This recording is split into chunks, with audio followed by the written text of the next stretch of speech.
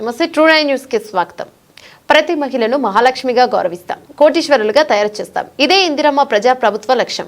మహిళలను పారిశ్రామికవేత్తలుగా తీర్చిదిద్దడానికి సోలార్ పవర్ ప్రాజెక్ట్ ఏర్పాటులో మహిళలను భాగస్వామ్యం చేస్తాం. 1 కోటి మంది మహిళలను కోటీశ్వరులుగా తీర్చిదిద్దిన తెలంగాణ ప్రభుత్వం దేశానికి ఆదర్శమని డిప్యూటీ సీఎం బట్టి విక్రమార్క వ్యాఖ్యానించారు. పోతున్నటువంటి సందర్భంలో కొత్త అవకాశాలు ఇవి. ఈ కొత్త అవకాశాల్లో కూడా మహిళలకి మనం ఎందుకు ప్రోత్సహించకూడదని మా ప్రభుత్వం ఆలోచన చేసింది. అందులోంచి వచ్చిందే సోలార్ పవర్ ప్రాజెక్ట్స్ని మామూలు పారిశ్రామికవేత్తలందరికీ అదాని లాంటి వాళ్ళు, అంబానీ లాంటి వాళ్ళకి ఇవ్వటం ఎందుకు, మన మహాలక్ష్మిలు కూడా మన రాష్ట్రంలో చాలామంది ఉన్నారు, వాళ్ళకి ఎందుకు ఇవ్వకూడదని చెప్పేసి మేము ఆలోచన చేసి ఒక ఎంఓయూ చేశాం.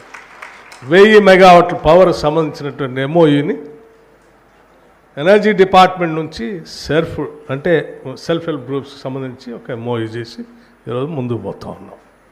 సో మీరు సక్సెస్ఫుల్గా ఈ 1000 మెగావాట్స్ పవర్ని, సోలార్ పవర్ ప్రాజెక్ట్స్ని అంటే చాలా సింప్లిఫై చేశాం.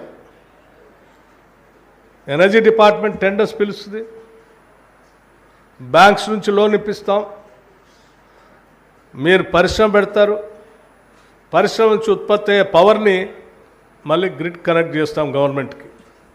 గవర్నమెంట్ ఎవ్రీ మంత్ మీకు బిల్ ఇస్తూ ఉంటుంది. సో పరిశ్రమను పెట్టించేదే గవర్నమెంటే, కొనుగోలు చేసేది గవర్నమెంటే, బిల్ ఇచ్చేది కూడా గవర్నమెంటే.